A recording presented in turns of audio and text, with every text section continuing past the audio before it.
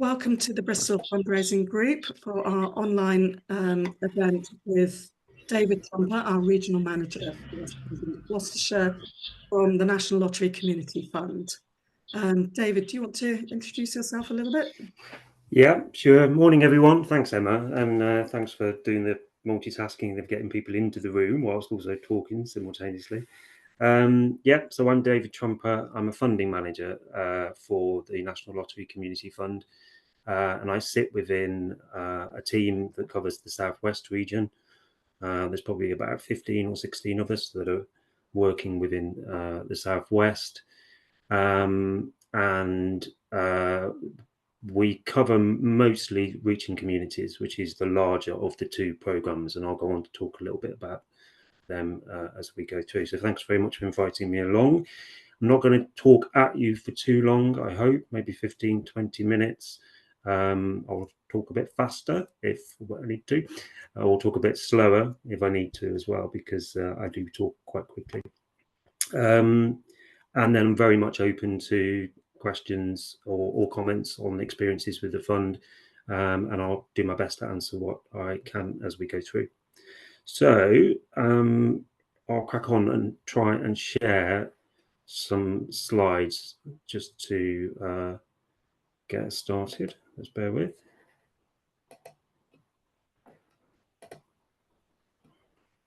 Okay, so I'm hoping, can someone just tell me that they can see the first slide? Okay, yep, I've got a thumb up from someone. Thank you very much. And I'm just going to pull up some notes over the Zoom screen. So if I can't see hands up, I apologize. I'll someone to shout, or we'll come to it after questions. Okay, so National Lottery Community Fund. Some of you will be familiar with the fund, obviously. Today, what I was going to try and do was just cover off these four things, really. Tell you a little bit about where we are with our new strategy, which is called It Starts With Community. Talk a little about the current funding offer in England, and as Emma mentioned, that's the Awards for All programme and Reaching Communities. We'll just touch on the fact that there are some other funding programmes too. Then just have a quick look at who and what we can fund, and then importantly how you can apply, and we'll just walk through those four areas. So just a little bit about the National Lottery Community Fund, in case you're not familiar with us. We are the largest single source of funding for community activities in the UK. The fund is actually a non-departmental public body delivering public funds. So we are an arm's length body from government, and so therefore all of our activities are ultimately accountable to Parliament and the public, which is why often, we can feel a little bit how can I put it? We're neutral. We're a neutral funder. We don't run lots of campaigns, etc. You probably know the income that we are able to give out. It all comes from the sale of lottery tickets, and National Lottery players contribute around 30 million each week to good causes. So every lottery ticket that's purchased, of that £2, about 56 pence goes to good causes. And as the community fund is one of several distributors, we get about 23 pence of that £2 to give out. We fund around £600 million across the UK each year. And so in the Southwest region, that's around 30 million a year. And we're currently supporting about 800 organisations in the area through sort of live active grants. And if we think about Bristol, on average, we award around 3.5 million each year in the Bristol area. So over the last 3 years, we've reached every parliamentary constituency. So that's something that we have a KPI on, and 80% of the wards in England, which means that 48 million people are seeing a project that is funded in their local area. So that's a little bit about the fund itself. So I'm going to move on to the strategy. So this section comes with a bit of a health warning from me and a bit of an apology, really, because the intention when we set this date was that I would be coming along and I'd be in a position to share with you lots of details about our new programs and approaches. But due to the general election and new government, all the external announcements have now been delayed until late autumn. So there's only so much that I can say today. I would strongly encourage everyone to keep an eye on our website and our social media channels from sort of September onwards. And I'll talk to Emma about how we might sort of just link back up, either, you know, some sort of written form or maybe through socials, to make sure that anyone who's on the call today gets a sort of heads up when more information becomes available. But there are some things that I can tell you about the strategy. So just put it into context. The strategy was launched last June, and it came together really after a quite extensive period of conversations involving communities, civil society organisations, and there were about 18,000 interactions that went on, and that really helped to sort of zone in on what the strategy needed to look like for between now and sort of 2030. The key sort of driver really is looking to make a bigger difference in the years ahead, and it's, you know, we're very much at the start of that journey. So I guess the key message is that we are changing, but it will be a very gradual process. And so the familiar programs such as Awards for All and Reaching Communities will remain open, and as they change, it will be a gradual change. So I guess a key message for fundraisers really is you don't need to rush to get an application into the current programs. They will be there for some time. The first big change that we have made is that the National Lottery Awards for All programme has now increased the grant size up to 20,000 and extended the time that you can spend that money for over 1 to 2 years. So that was a direct response to what we were hearing from grassroots organisations, that they loved awards for all, but actually it wasn't really sufficient in terms of the grant size or the duration of time. So that's the first key change that has been made, and the overall budget available for Awards for All is also increased quite significantly. So over this sort of year, up until just before June, there's been quite a lot of work in England to look at the rest of the portfolio and understand how that's going to be delivered. And so, as I say, in the autumn, we'll sort of start to announce some changes to the programme, particularly Reaching Communities, and also start to introduce some new elements. For example, support for grant holders or support for applicants, more partnerships in working in partnership with other organisations, and all of that will sort of be announced in the autumn.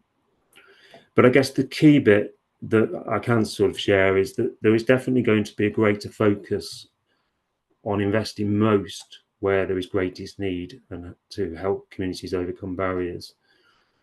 So, and as you can see on the slide, we've sort of defined our purpose really is to support activities that create resilient communities that are more inclusive and environmentally sustainable. So activities that will strengthen society and improve lives across the UK. And if I just move on, what we have done is create really 4 community mission areas that will be the focus of our activity going forward. So this is where there will be a change. So those 4, just quickly running through them: supporting communities to come together, supporting communities to be environmentally sustainable, supporting communities to help children and young people thrive, and supporting communities to enable people to live healthier lives. So the majority of our funding will go to those 4 mission areas. We don't quite know what that means in terms of as a percentage or budgets yet. That's still yet to be determined, but those will be our priority areas. So just taking each one of those in turn, just as an example, what we mean really.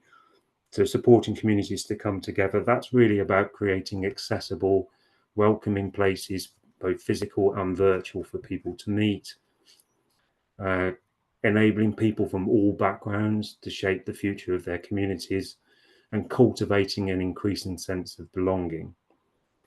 The environmental sustainability mission is really to reduce carbon emissions and negative environmental impact, establish equality of access to the natural environment, and improve the quality of natural spaces. The enabling children and young people to thrive is about creating opportunities for children and young people from all backgrounds to enjoy community experiences, providing children and young people access to safe spaces to play, participate, socialise and get support. And then the enabling people to live healthier lives is really looking at projects that help to reduce health inequalities, and projects that take a preventative approach to health. So there's just a few bullet points under each of those to give a flavour of what those might mean. Our approach is building really on what we already do, but taking an equity-based approach to tackling inequality. So we really will focus in on those communities and those areas that have had the least investment previously or are furthest behind in terms of their ability to have thriving communities. We will continue to support what matters to different communities, and the funding model will be very similar to now. It will be flexible grants, small grants between 300 and 20,000, and then those longer term strategic investments. The other thing that we've changed with our strategy is we've adopted new values so that you can expect from us. So you can expect us to be inclusive, ambitious, impact focused, adaptable, and compassionate. And then, sort of in lieu of not being able to say too much more of the detail behind the strategy, I did have a look at what we've said in our corporate plan, which bizarrely was published, I think, 2 hours before the election was announced. So he was able to go public with that before we had to go through a period of sort of pulling back because of the election period. And in the corporate plan, this starts to give a little bit of detail. We've said that we will ensure that more than 50% of our grants go to communities experiencing the greatest poverty and disadvantage, that we will ring fence at least 15% of our funding for environmental sustainability projects, and that will deliver the largest expansion of grassroots funding that we've been able to achieve in 3 decades by really continuing to ramp up the budget that's available for Awards for All. And then I guess the other thing, just to put it in context, is during this period, by 2030, thanks to lottery players, we're looking to invest 4 billion supporting projects and activities that are, working towards resilience and sustainable communities. So that's as much as I can probably say in terms of detail on the strategy at this point, but as we have questions a bit later, maybe I'll be able to sort of respond more specifically on some points. Okay, I'm just going to move us along. So, as I said, at the moment, our current funding programme remains exactly as it has been. So our funding continues to be available to all communities. We do take an equity-based approach, and we are always looking to invest in those areas that we haven't been able to invest in previously, or where we can see there's a gap in terms of their ability to thrive as a community. These are on screen now, our current funding priorities. So if you're thinking of applying to either Awards for All or Reaching Communities, these are the 3 broad priorities that we look for. So your project needs to sort of be working towards at least one of these priorities. Ideally, you'll be working to 2 or more. So strong relationships. So we're looking for ideas that bring people together and strengthen relationships in and across communities. We're looking for projects that are helping people to create shared and sustainable places and spaces. So the places that matter in communities are like a park, community centre, or an online network. And we're looking for projects that support people at the earliest opportunity to enable them to reach their full potential. So lots of different types of projects can fit into one or more of those broad priorities. The other thing that's just worth noting is that in addition to the priorities that we look for, there are 3 approaches that we look for. And these are the 3 approaches are often the thing that determines whether a project is successful and invited through or unsuccessful. And those 3 approaches are that the project is connected, so that if the project is able, in the application, you're able to articulate where your project fits within the ecosystem of whatever that the organization does, how it works with those other organizations, and importantly, how the work that the proposal is outlined differs or complements or doesn't duplicate stuff that already exists. So we're really interested around how connected the project is. The other key approach is that it's community-led, both the organisation and the projects.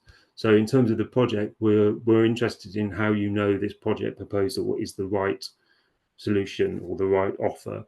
Who have you spoken to? And most importantly, is that the people who are going to benefit? And then how have those people shaped what you have decided to apply for? So we really look for that in terms of the project proposal.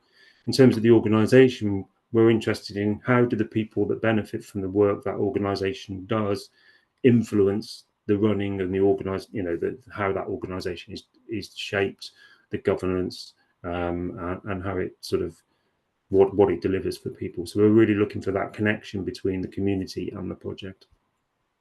And then the third approach, which most organisations are easily able to sort of evidence, is really that we're looking for projects that are strengths-based. So we're looking for projects that are helping people to move from where they are now, build on their strengths, and move forward. Sometimes when ideas are unsuccessful, sometimes it's because what they've outlined to us is very much need. They've given us lots of stats and lots of information about gaps and data, but the voice of the community-led side of their application hasn't been as strong, or they haven't articulated quite how they're going to build on people's strengths. And there is a guide, there is a document that we've got, which I can share back with Emma after this call, actually, which sets out each of those approaches in quite a lot of detail, just so you can understand why we see those as being important and how you might sort of respond to them. Okay, I'm very conscious I'm waffling a little bit now, so I'm just going to try and move through some of the next slides. Yeah, so there's these slides I can share afterwards, and there's 2 links there to the relevant National Lottery Awards for All and the Reaching Communities and Partnerships pages on our website. So very quickly, you may well be familiar with National Lottery Awards for All. Grants from 300 to 20,000 for up to 2 years. You can hold 1 grant at a time for a maximum of 20,000 within a 12-month period. We do prioritise groups with smaller incomes. This funding stream is really intended for grassroots and medium-sized organisations. The applications must show meaningful community involvement in the planning and delivery of the work, which talks to that community-led approach, as mentioned. Organisations cannot apply to other programmes for the same project over the same period if awaiting decision. So you can apply for Awards for All for a project, and you can apply to Reaching Communities for a very different project, but you can't apply for the same project. I hope that makes sense. Applications are online. It's actually just a response to 3 questions and then some additional information about the organisation, and you can apply at any time. It's a rolling programme. If you're unsuccessful on your first application, you'll get some feedback. If you respond to that feedback, and you can reapply almost immediately, or when you're ready, obviously. So that's Awards for All. Reaching Communities and Partnerships is the larger grants programme. So this is the one where myself and our team are mostly working. We can fund individual organisations and partnerships of organisations. Grants are over 20,000. There isn't an upper limit, but in practice, of course, budget constraints means that there are, and I can probably come on to that if anyone's got any questions. And the funding can be up to 5 years. You can apply at any time. The initial application is online. although there are some alternative ways for communication needs. And if it's a two-stage process, and so if we like the idea and it's a fit with where we see our priorities are locally, and we invite it through, it then becomes less about form filling and much more about conversation between us and whoever's leading on the project proposal. The things we can fund, so direct project costs, direct organisational costs. We can fund costs that are related to organisational development. We can fund core, your actual running costs and your fixed costs, and we can fund capital. So it's quite a broad. The only thing we can't fund is reserves. We can't see money going into reserves. I'll just quickly run through this. So yeah, if you're interested in applying to reaching communities, check out the eligibility, make sure the organisation and the project are eligible. Pop in your idea, you'll get an acknowledgement. Because of the volume of applications that we're looking at any one time, it takes around 12 weeks to give you a response on that initial idea. And that response will be, yes, we're interested in taking this forward, or no, this isn't a fit for us at the moment. If we are interested in taking it forward, we'll work with the applicant to develop that proposal into what's called a full proposal, and then that's considered by a decision panel, and then award. So it can take somewhere between 3 to 6 months from application to award for reaching communities. So it is a long sort of lead-in period. So you can apply for awards for all reaching communities if you're a registered charity. Well, then I won't read the list, but the list of organisations in the top part of that slide.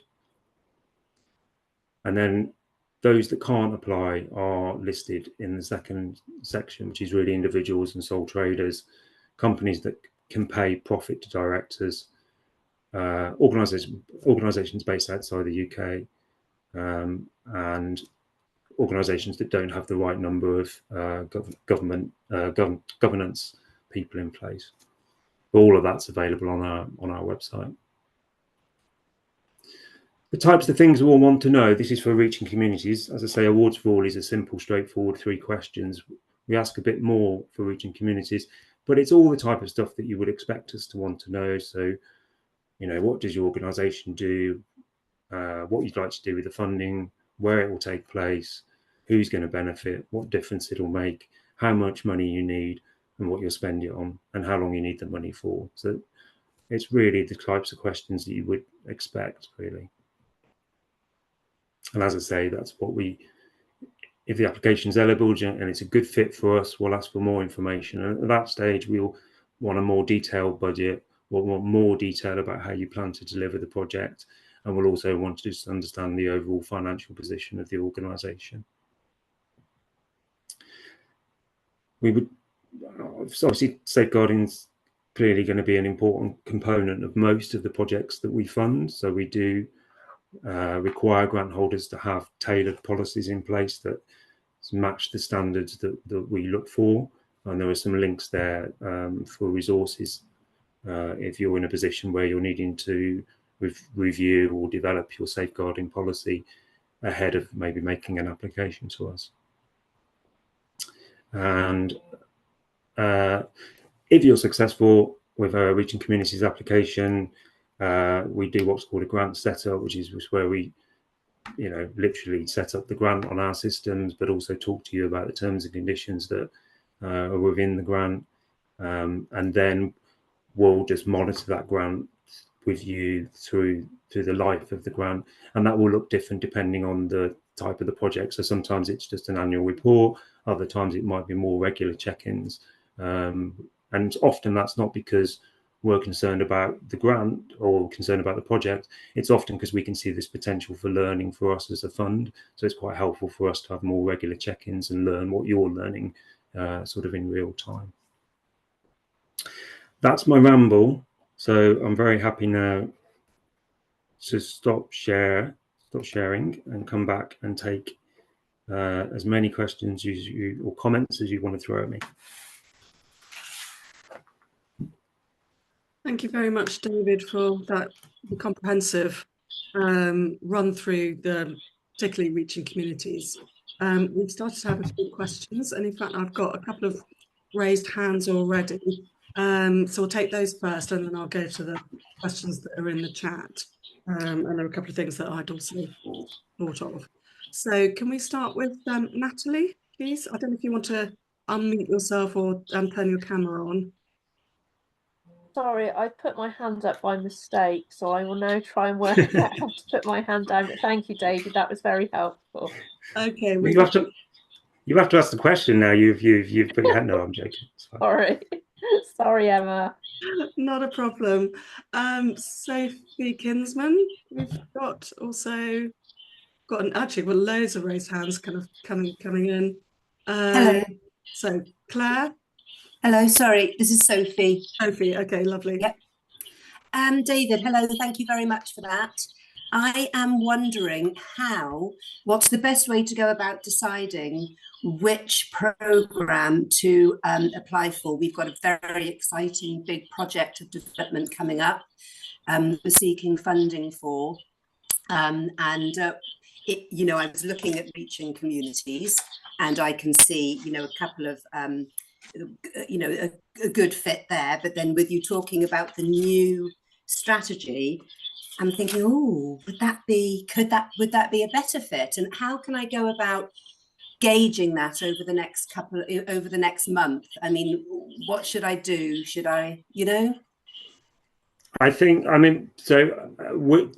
is not the honest answer. We're unclear what the transition is going to look like. That hasn't been my understanding as it currently stands, is that we will do two things really. One, we will assess applications based on the priorities that were set when they applied.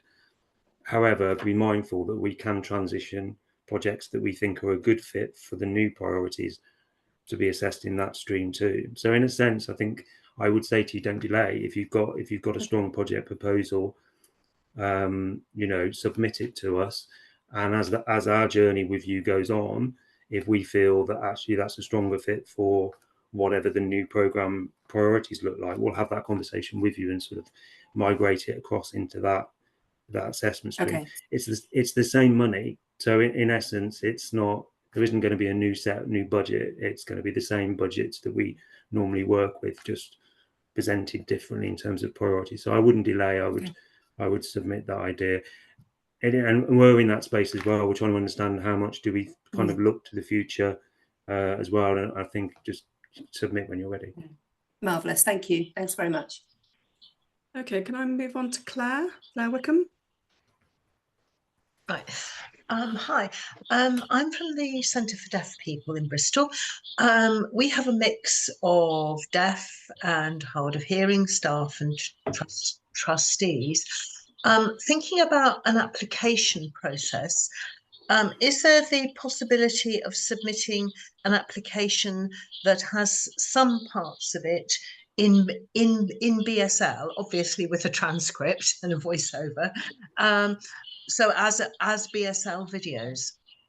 Yes, yeah. If you have a look at our website, there is the option to submit your application through video, you can submit. I think as things stand, you could submit the entire application as a video. But what some customers tend to do is kind of then send a complimentary email with other bits of information in it, and there might be some factual things that you don't say on the video, like your organisation's trustees and things that will come back to you and say, actually, we just need these few bits and bobs to sort of complete the application. But yeah, absolutely, and we would welcome that, because obviously, sometimes a video application just breaks the monotony of reading lots of written form for us. So yeah, that would be very welcome. That's exactly what we wanted to do. The bits that are purely factual, just put them in English. But then if it's a case study, or it's we're talking about a previous project, then that has more impact if the person who delivered it delivers that bit in BSL. Yeah, absolutely. Yeah, you can absolutely do that. Okay, thank you very much. Thank you. Good to hear those accessibility issues being aired. I'm sure it'd be valuable for other groups as well. Dick, you've got your hand up as well. Thank you. Hi, David. Dick Whittington from West of England Rural Network. And I've got a rural question, not surprisingly. I entirely understand the need to focus on people most in need. What I'm always concerned about is how people like the lottery and indeed statutory services measure communities most in need. If it's done on the conventional indices of multiple deprivation, then that always works against rural communities, particularly in our part of the world. And what it ignores is two things. One is the unit at which you measure isn't small enough to focus on individual communities.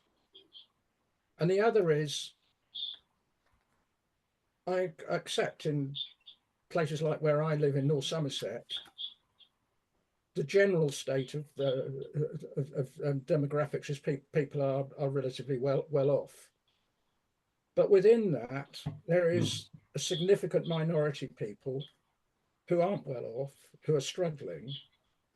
And in the smaller villages, with the additional impact that virtually all the services locally have gone. So they're actually worse off than anybody. And if you just focus on the indices of deprivation, you completely lose those sort of people. I've also always thought that rather than leaving out the communities who aren't badly off, a better way of doing it would simply be to raise the bar in terms of the match funding that's required, on the basis that a slug of national lottery funding can be complemented by funds from other sources. But to ask communities, even if relatively well off, to come up with something entirely on their own is unrealistic. So you can get better value for money that way. So sorry, that's a number of things into one, but it is really important to us that we can focus on those bits of small communities that really do desperately need help. Yeah, so just coming back on your first point, Dick, I feel like you've been sitting in our team meetings and having these conversations with us, because we've been echoing exactly those anxieties around how the data that sits behind some of the decision making that's coming, and the lack of nuance and the lack of understanding that, well, not the lack of understanding, but the bluntness of some data, and we've been seeking reassurance that all of our local intelligence that we have by having funding officers work. So, for example, having a funding officer in North Somerset who knows better than data where those pockets of need are in local communities.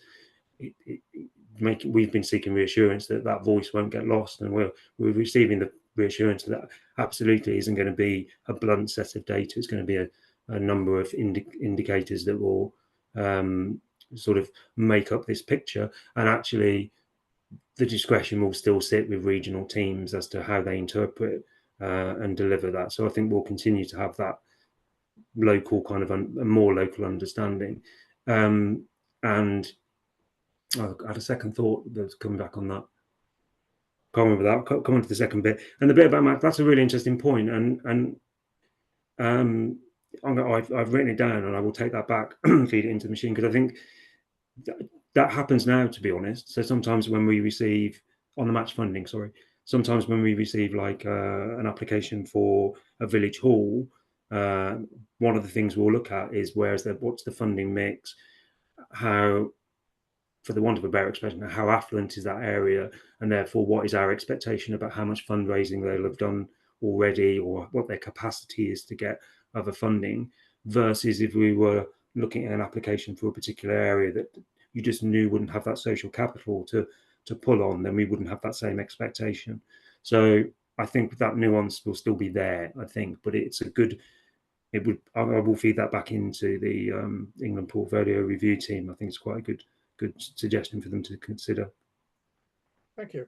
That's really helpful. And actually that brings me on to a question that I'd spotted yesterday on the Trust Fundraisers Facebook group, which is about the need what the National Lottery Community Fund's attitude is to match funding, and whether it's required or whether there's a threshold over which you would require, in terms of the level of the application, over which you would require an organisation to be able to provide match funding. So there isn't really. I think it's case by case, and so it's what looks realistic. So sometimes, for example, you'll receive an application where there's quite a substantial amount of match, and then you're feeling, actually, is that realistic? Versus an application where there's no match attached, and you think, actually, they might have the potential to get some match. So there's no one hard and fast rule. It's kind of looking at it case by case and thinking, does that look realistic? Does that look proportionate in terms of what their ability would be to get funding from elsewhere? Sometimes, for projects that we've invited through, we'll offer them more funding because we don't think their fundraising expectations we worry that the need to devote so much capacity to going and getting the match might diminish their ability to deliver the project. So we may offer a little bit more to kind of reduce that burden so that they can run a successful project. So there isn't a hard and fast rule. But it's not a consideration point for reaching communities now, so not awards but for reaching communities at the idea stage, we don't really give much weight to the financial side of the proposal. We're really looking, does it fit our priorities? Does it look like it's going to be community-led, connected and strengths-based? Is it a good idea? Is it in an area that we want to, geographically and thematically, that we want to see some investment? That's the consideration at the first stage. If invited through to the second stage, that then becomes a dialogue about what's realistic in terms of budget, how much match, etc. Does that help? I'm sure it does. I just wanted to jump to Daisy Bamford because she's popped in the chat that she's got to go before 11 o'clock. Daisy, do you want to just reiterate your question? I can read it out though if you prefer. Yeah, no, I can be quicker then. Thank you very much. I just wanted to, especially for like Awards for All, about the online network being a bit of a community space. So improving community spaces. Can just a general network that serves, in my instance, sort of underserved, marginalised, diverse artists, volunteers made up from different cultural groups, and can that be considered a community space? Yes, yeah. So yes, it's both physical and virtual spaces that, and anything that brings communities together virtually or, in real life. I'm trying to think of the correct phrase. I've lost the terminology. All this, didn't we? During COVID, what the right language was, and I've forgotten it. In person or online. Yes, it can be virtual. Thanks ever so much. Great, thank you, Daisy. I'm still working my way through the people who've got their hands up. Helena. Yeah, thank you. I'm Helena from Women's Mental Health Organisation in Bristol, and we've been really fortunate to have a 5-year grant from Reaching Communities. We're currently early in year 4 of that grant, but already starting to think about the longer-term future. The grant contributes quite significantly to the project, but doesn't fund it completely, and we do have some funding that will continue for beyond the end of the lottery. So I just wanted to know, in principle, will the lottery consider applications for continuation funding for a successful project that meets its priorities? The answer is yes. We do. I mean, so the process is the same as the first application. You have to submit a fresh application. You said you were in year 4 of 5. So if you're not already having a conversation with your funding officer, I don't know who that is, then start to have that conversation now around continuation. I think because of this change that's going to happen in terms of priorities, there's kind of an extra question there for me around the alignment of what you do with those priorities. So that again would be worth having a conversation earlier, so that we can start to think that through a little bit. But in principle, yes, we do fund projects multiple times. we often are looking for sustainability in the longer term. So often, particularly at second round of funding, we'll certainly be talking about what is the exit strategy from this grant? How is your work and your project going to be sustainable in the long term? Because we can't commit to, ongoing funding. But yeah, we do absolutely fund multiple times for projects. So yeah, I'm not sure who your funding office is. Do you know who your funding? I'm afraid because I'm not the project manager, I can't remember offhand. It will come Okay. back to me after the end of the session, but I can't remember it at this precise moment. But I know that we met her. I didn't, but the project manager and the chief exec met her fairly recently. But I think they were a little bit nervous to raise that question. So and that was obviously the beginning of year 4. So and they're only seeing her annually. So I think that they're going to have to contact her in between, probably. Yeah. Get in touch and just say you're starting to think about next and what that looks like, and just open up that conversation. Okay. Yeah. Great. Okay. Thank you very much for your help. Thanks. Okay. Lovely, thank you. Can I move on to Anthony? Hi, David. Thank you. Thank you very much. It's been very interesting. I've actually snuck under the wire. I'm from Cheltenham, and I just had a question about a project that an environmental charity that Vision 21 is doing called Planet Cheltenham, and we run a range of environmental projects, and we're raising funds for an eco hub. It's a £300,000 project, of which we've already got. We got about 60,000 to raise, and it's going to be in an area of top 10% most deprived in town. We have the site, we've purchased it, we've got the plans, the planning permission, everything's in place apart from this extra 60,000 that we need. And I just wondered about the balance between capital and revenue, because we would be looking at revenue funding to be able to deliver services out of there that would then bounce out of other projects that we have across the town and partnerships. So we already run a vegan community cafe, which has a refill shop within it. We run a furniture recycling centre. So some of those, bringing some of those things together, but delivering in this area in St Paul's, which is an area of high deprivation. So that kind of balance between capital and then 4 or 5 years of revenue costs to be able to really establish a project and a network. Again, there's no hard and fast rule in terms of the balance. I think it might be helpful if I just told you what our average grant sizes are, and then you can kind of work back from that, I think. So an average in the southwest, and that obviously includes Gloucestershire, the average grant size is around 230,000 over, I think it's now 2.9 years or 3 years. So you're talking 70 to 90k per annum as a kind of average, and then obviously you'll know what your revenue costs might look like, and then think about, well, if we're carving out a chunk of our ask for capital, what does that mean for revenue? Does that help? Because there's no hard and fast rule really. Again, it's case by case basis. Capital and revenue together is common. That's why the two are sort of in the same program. And capital requests to us under 100k obviously attract a lot less legal sort of work from both sides. Requests over 100k will tend to get more complicated, and so that's just another thing to factor in when you're thinking about your capacity and time. Yeah, brilliant. Thank you. That's your funding officer for Gloucestershire is Kieran Murphy.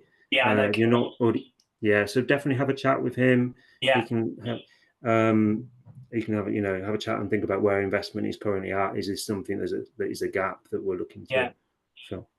Okay, brilliant. Thank you so much. Thanks very much for that. We've still got a number of questions to get through, and we've only got 10 minutes left of the session. David, are you okay to sort of stay on for an additional 5 to 10 minutes? Yeah, of course. Yeah. And indeed, obviously, if you need to go at the 11 o'clock mark, please. No, that's fine. That's fine. Yeah. I mean, I'm just talking generally to the audience.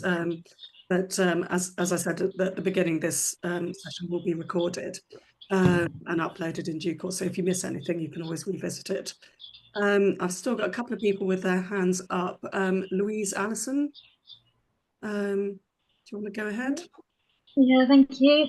Hi, David. Thank you. It's really interesting. I'm Louise from St. Peter's Hospice in Bristol. Now we're looking at putting together an application for probably the Reaching Communities programme this autumn, we're hoping. I just had a quick question about how we put that together.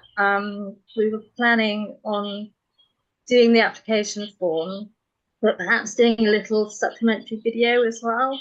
Is that something that you will accept, or is that too much, doing both? No, that's fine. So if you submit your application through the portal in the usual way, you'll immediately get an acknowledgement email, which will give you an email address, and you can use that email address to send any supplementary videos or information to.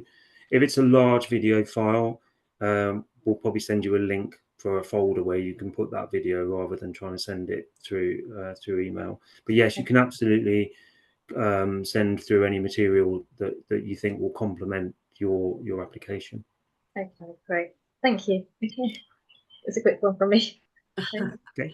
And Alison Larkman, and then I'll turn to the various questions that we've got in the chat. Hello, thanks. Thank you. I was hoping I'd squeeze myself in. My question is, I'm running an art project, and it's for housebound communities, the long COVID and ME communities.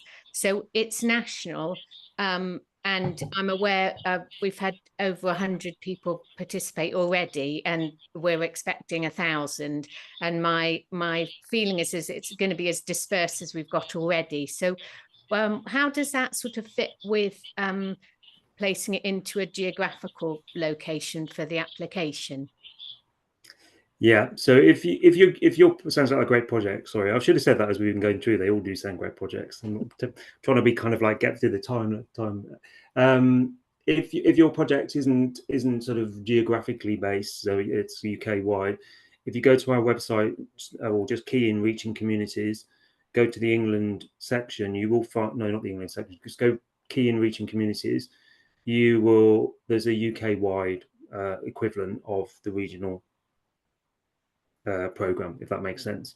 So that's a different team. It's done sort of, I think Birmingham, I don't know, that could be Newcastle, but it's exactly the same, other than the fact that it covers a geographically diverse area.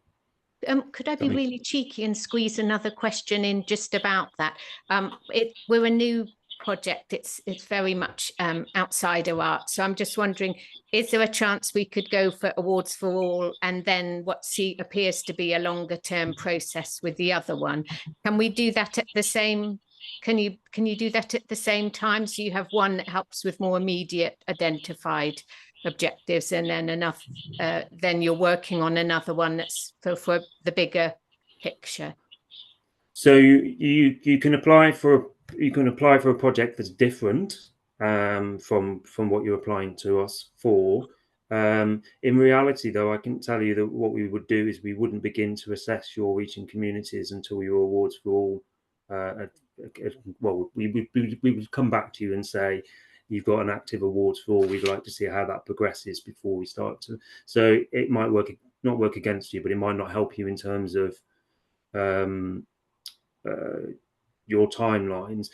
But what I would, particularly if you're a new organisation, I would encourage you to think about awards for all as a starting point for a short-term sort of test and pilot phase, or some sort of learning phase project, maybe just over 12 months, to establish your project, the impact of your project, or how your project's going to run, because you can use that learning then to inform what you ask for from Reaching Communities.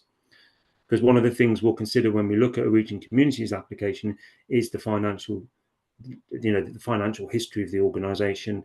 Where has other funding come from? If you're a relatively new organisation and we don't have a longer sort of history of funders with you, that might be something that we find that it isn't helpful for Reaching Communities. So I would encourage you to have a think about, actually, is there a way that we can run this for 12 months using Awards for All, or is there a bit of what we can do for 6 months using Awards for All to really build an evidence base that this works, that we can then use for reaching communities. Brilliant. Okay, thanks so much. Thank you. And on the topic of community, we've had a number of questions in the chat about definitions of community and how you do that, and what, you know, the balance between communities of interest and communities of geography. So I wonder if you could just expand a little bit about how you see that area. Sorry, it's a bit of lag on the line. Currently, it's very simple. We allow you to tell us what you mean by community. So for you, it's what your community means. It's what the community is to you and the people that you serve. So that can be both virtual, physical, community of interest, community of geography, you know, community of disadvantage. It can be what you determine, or rather the people that you're working with determine themselves as community. Whether that is going to become more defined in the new sort of way of working, I don't know, is the honest answer. There is some language in the strategy that I know is going to be defined more, like what do we mean by disadvantage and deprivation. So whether community becomes one of those words that we get more definition on. But currently, we're very much led by whatever the applicant tells us in terms of their community. Thank you very much. And I hope that does answer the question for the number of people like John from 1625 Independent People, and Paul, who's working with a national cancer health charity. You know, there were a couple of questions there about defining community. Caroline, do you want to go ahead? Thank you. This is very general, but I just wanted to ask David, before probably new strategy might land different things, but in terms of capital projects, just is there anything that you'd like to share currently about where the fund is sitting with that, and any sort of changing priorities or other things that we might need to consider? We're sort of through the second stage of one of the Reaching Communities grants, and a lot of it is to do with capital. So I just wanted to ask that general question. The answer might be no. So did you just say that you were at second stage of a Reaching Communities application as things stand? Yeah. Yes. So nothing's going to change for you, if that makes sense, because you will be absolutely assessed against whatever the criteria is now. We're still expecting capital to be part of the mix and for it to be part of the Reaching Communities program. So we'll continue to you know, be able to fund revenue and capital, or just capital or just revenue, have those options. I think we're all hoping, and this is a hope, and I've got no information at the moment, that internally the way that we handle capital requests improves, because at the moment we've got a lot of people like me who know very little about capital, who are having to interact often with customers who know way more than we do about capital, and then behind us there's these capital experts who we have to pull on, and so often you feel in the middle and you don't quite understand the language. And we're hoping that the future might mean that we can just move out the way a little bit and let those conversations happen between customer and capital team. But we don't know that that's going to happen. It's more of a wish list, that one. But no, absolutely nothing will change in terms of your live application. But I guess it might help, yeah, but it might sort of potentially strengthen things if we could also allude to the things we know are coming with the priorities, perhaps. Yeah. So where are you preparing your second stage as at the moment? Yeah. So there might not be enough detail by the time you're submitting that second stage, because I think it's going to be late autumn before we start to understand a bit more. And even then, actually, I'm not sure that big changes to capital are going to be the priority on that journey. So I think you'll find to just assume it's as is, really. Thank you. Thank you. Sorry, excuse my slightly croaky throat at the moment. We've got a couple of questions about the difference between Reaching Communities and the partnerships as a fund. Is it sort of two separate programs, or is it together? And how does it, in terms of the balance? Yeah, so currently it's the same program. It's the same budget that sits behind it also. It's the same program, and it's really intended that Reaching Communities is flexible enough to either fund one individual organisation or a group of organisations who are coming together to do something. And that partnership can, as long as there's if it's a partnership of organisations, as long as there's some logic to that partnership, and as long as the underpinning it is a kind of memorandum of understanding or some sort of agreement, it doesn't need to be overly formalised, but some sort of understanding of who's doing what. That's as much kind of reassurance that we need in terms of the partnership. And then on a similar sort of topic, I've got a question here from Lila from BS3 Community Development. As a larger charity, can we partner on numerous Awards for All applications led by smaller, presumably different CICs? Yes, so you can be named as a partner in multiple Reaching Communities applications or grants, provided it's not a duplication of work, as long as there's different activity. I think we would give consideration. We've had one recently, actually. I've had one recently where it has been a consideration, the number of pots of Reaching Communities money that is flowing to that organisation and what that means for the sustainability of that organisation when all of those grants start to end. So it can, if it becomes quite a number of things, it would be a kind of consideration for us. But no, there's nothing to prevent you. And in fact, there are quite a few in Bristol, quite a few larger charities who are in that position where they are named partners in, 2 or 3 different Reaching Communities grants, which is great because we encourage connection. So it's demonstrating to us that organisations are working collaboratively, which is great. Thank you. I've got a quick one here. Please, can you confirm what's considered the maximum income for a charity to apply for Awards for All, in terms of what's your definition of small charity in this context? Yeah, so there isn't one. It moves depending on the volume of applications. So it's a scale. So yeah, if there's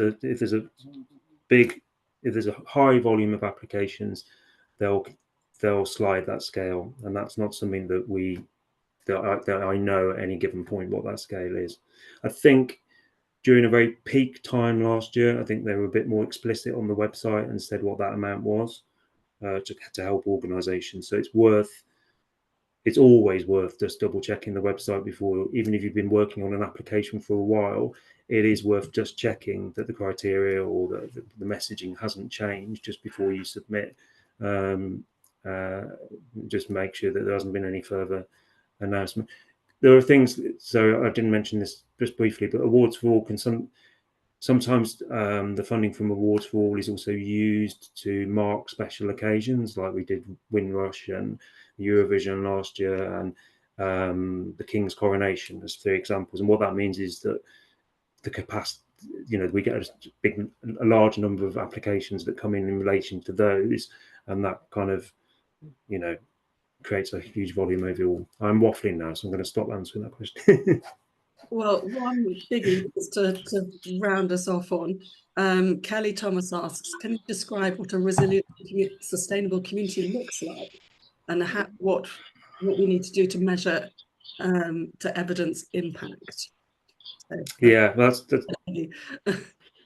great question. Yeah, no, I can't. And that's why I'm looking forward to the journey that we're going to go on with this new strategy, because it is intended to be a journey that we will take with communities so that we are learning with them what resilience, sustainability looks like, particularly in those organisations that have the least capacity currently to present that. So I don't have the answers to that. I'm looking forward to going on that journey and learning that with the organisations that we support. In terms of impact, I think we are going to be, as a funder at the moment, we're very we are looking for outcomes and impact, but we're very led by what the customers need and see as being right for their projects. I suspect going forward there'll be some sort of framework around that we'll work within, so that we're internally a bit clearer how a project is achieving the core missions that we've set out. But it is a complete learning journey. I think I think what the 2030 is the kind of is the end point. I think we're on a journey until 2030 to get this right, so that the next version of the strategy is based upon sound, foundations, really. Sorry, that's a bit of a politician's woolly answer, isn't it? But I could have just said I don't know, really. Thank you. And actually, I wouldn't mind following that up myself based on some experience that I've had sort of fairly recently, which is about how organisations can gather their evidence for who they're working for, all the things about sort of it starts from community, and sort of how you're asking people, how you're summarising what they're saying. Is there scope within, I mean, I'm thinking particularly about Awards for All, is there scope within Awards for All to actually do some of that consultation as part of the process, or do you have to have done it all before you then go and apply? I think yes is the simple answer. I mean, I think it would need to be proportionate to the amount of time, the length of the project that you were applying for. I think you'd also probably need to have evidenced that you've either got, that you've done a little, you've whetted the appetite of the community, or that's the wrong expression, but you've tested the appetite of the community, and you can see there's potential that if part of your funding was to have a deeper conversation or a broader conversation, you'd gather information that would then enable you to deliver the project. You could absolutely include that. I think it's much better to be. This is a personal view, so I don't know if Awards for All assessors view it this way, but personally, I think the more honest you can be about where you are in that journey, the better. As in, we're not, certainly for reaching communities, being able to say, we're not great at that yet, but this is our plan and this is how we want to become. We've got an appetite to get better at it. Can you help us improve in that area? So for example, impact measurement, lots of organizations, sometimes when you're reading the applications, you think they're kind of telling me stuff, but I don't know if they really know. Don't really know if they really do it, or much better to say, actually, we're not brilliant at doing this at the moment, but we want to get better, and this is what we think we want to do in the future, because it's a kind of more real kind of investment then, if that makes sense. I'm waffling again. This is what happens when I've been on calls too long, sorry. Time to wind up in case. Well, if nobody, does anyone else have any questions to just quickly round up before we finish? Couple of hands immediately. Claire from Flamingo Chicks. Hello, hi. Thank you so much for this session. It's been super useful. Hello, thank you. I have put this question in the chat, but it's just to say thank you so much. And for any questions as we apply, can we connect with our local officer? And is there a best place to find our local contact? Yeah. So what I will do is I'll drop Emma an email with the local contacts for my area. So that's going to be Gloucestershire, Bristol, Baines, North Somerset, and somewhere else. I think that's it. Fine. Anyway, I should know that. So I'm happy to give their details out, and you can just contact them directly. Be mindful that the volumes of work that they have means sometimes it can take a little while for them to get back to you. They do have to do an awful lot, and understandably they prioritise stuff that's in rather than stuff that's necessarily coming. There is an advice line on top of that. So if you've got a kind of technical question, or particularly around eligibility, or you see something on the website in the priorities and you think, I don't know what that means, there is an advice line you can call and they can give you some guidance on there too. Emma, I'll make sure Emma's got my email address. So within, I won't promise to respond to absolutely everything. I might forward it on to different officers, but I'll give you my email address and you can, if you've got a specific question, ask me. That's fine. Yeah. Does that help? Does that answer? Sorry. Thank you, David. Yeah, that's super. Thanks, David. Harriet Rose. Thank you. Hi, David. I'm Harriet from Off the Record in Baines. We've got an existing, I did put it in the chat, but I think it got missed. We've got an existing Reaching Communities fund. Again, like someone else mentioned, we're sort of coming towards, I think we're going into year 4, and I've been sort of chatting. I just wanted to check around, are you able to apply as an organisation for awards for all when you've got an existing reaching communities? And could it be part of the same project but not like the same work? But yeah, I just kind of wanted some clarity around how you can use, or if you can use, the two funds together. You can. So the line you'll find on the website is it needs to be distinct and different work. And I think the key is being able to articulate why what you're asking awards for all for is distinct and different to reaching communities. If you can't, as in your heart, actually it's extending or it's match funding the reaching communities, you'll probably find it quite challenging to articulate that, and it probably will be unsuccessful because of that. But if there's a genuine chunk of work, so an example would be we've got a project, I won't name them, but in Bristol that is doing a particular piece of work around environmental sustainability. They identified there was a particular community of interest to them that they had no representation or involvement from, and so they applied to Awards for All to go and do a discrete piece of work with that group to bring them over. And at the end of the Awards for All, what that meant was that those people were coming into the main project. So that was clearly distinct and different and added value as opposed to just an extension. Does that help? Yeah, that makes sense. I've been sort of chatting with Jenny about this as well. So is it best to just kind of go with her as well, a bit more detail if needed? Yeah, she'll probably say the same thing as me at this, which is not very helpful. But because Awards for All is assessed completely separately from us, and we're not part of that decision-making process. Okay. We can sometimes be a bit vague because we don't know whether it will land well or not. But that's cool. That's helpful. Thank you. Great. Well, thank you. And many apologies for missing your question earlier in the chat. As you can imagine, there's been quite a few comments that are listed, and I'm trying to field both of them. But anyway, huge thanks to David for a really interesting session. We've had lots of people as they've left the session saying how helpful it's been. It's helping them to plan.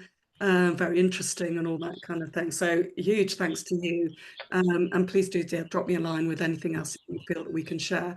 We can certainly add things to our next newsletter, and for anybody who doesn't know, we also have a LinkedIn group which you're welcome to join, and we do sort of obviously publicise our events there as well. And then one final thing before we wrap up, we do have a feedback form, so please do fill it in. It'll come out with I think tomorrow morning, so please do fill it in. It can obviously reflect on this session, but it also asks you for any ideas you have for future sessions. And obviously we're a network that's run by you, so any suggestions that we receive, we'll do our best to meet those needs. So thank you very much, and off you go to apply to the lottery. Thank you. Not all at once. Yes, not all at once. Okay. Bear with their work programmes. Thank you. Thanks all. Lovely meeting you all virtually.